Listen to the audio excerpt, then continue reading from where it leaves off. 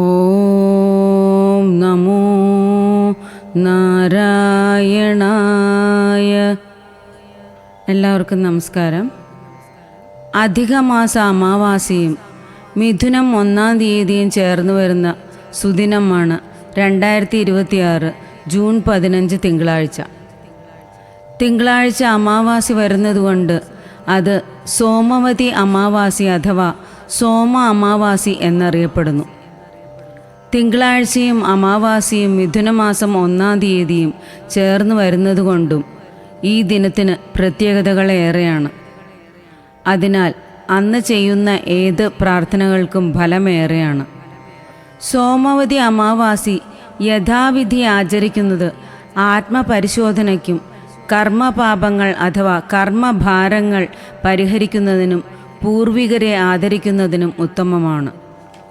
June 14 ഞായറാഴ്ച ഉച്ചയ്ക്ക് 12:20 മുതൽ ജൂൺ 15 തിങ്കളാഴ്ച രാവിലെ 8:24 വരെ ആണ് അമാവാസി തിഥി വരുന്നത്.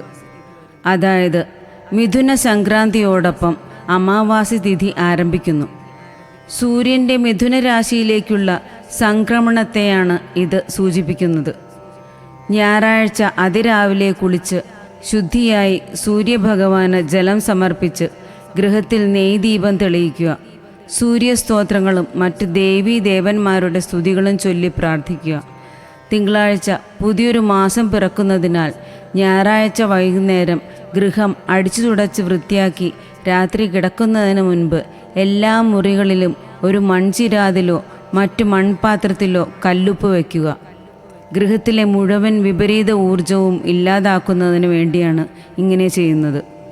എല്ലാ നെഗറ്റീവ് എനർജികളും ഉപ്പ് ആകർഷിച്ചെടുക്കും എന്ന് ഉറച്ചു വിശ്വസിച്ചുകൊണ്ട് വേണം അത് ചെയ്യുവാൻ. പൂജാമുറിയിൽ മാത്രം ഇത് വയ്ക്കേണ്ടതില്ല.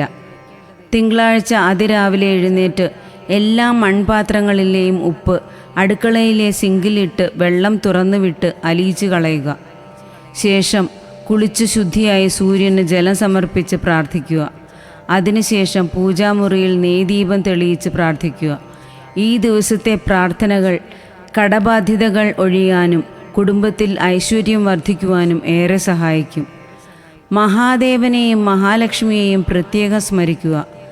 ഗൃഹത്തിലെ അനാവശ്യ ചിലവുകൾ ഇല്ലാതെയാക്കാനും ധനവരവ് കൂടുന്നതിനുമായി രാവിലെ പ്രധാന വാതിൽ തുറക്കുമ്പോൾ മഹാലക്ഷ്മിയെ ഗൃഹത്തിലേക്ക് എഴുന്നള്ളിക്കുന്നതിനായി അല്പം കറുവപ്പട്ടയുടെ പൊടി പുറത്തുനിന്ന് അകത്തേക്ക് ഊതിവിടുക.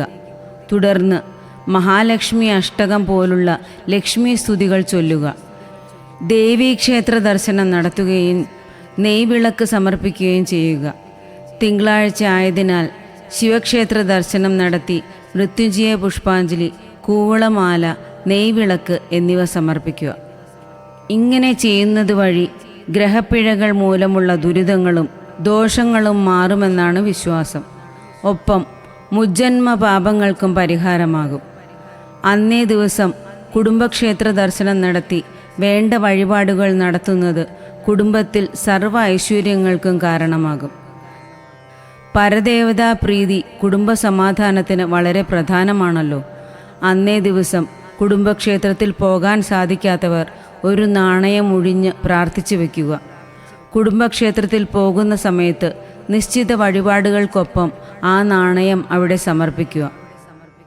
ഈ പറഞ്ഞ കാര്യങ്ങൾ നാളത്തെ പുണ്യദിനത്തിൽ ചെയ്താൽ കുടുംബത്തിൽ ഉള്ള സകല തടസ്സങ്ങളും മാറിക്കിട്ടുകയും ഐശ്വര്യവും സമ്പത്തും വർദ്ധിക്കുകയും ചെയ്യും.